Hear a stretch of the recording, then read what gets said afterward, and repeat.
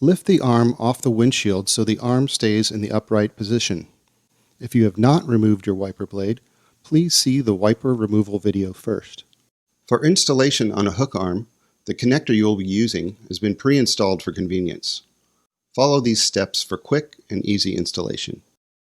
Position the blade so the curved end of the connector slides into the hook shape of the arm.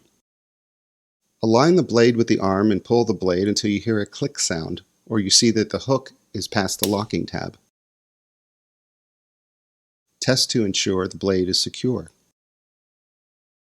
Gently lower the arm back onto the windshield.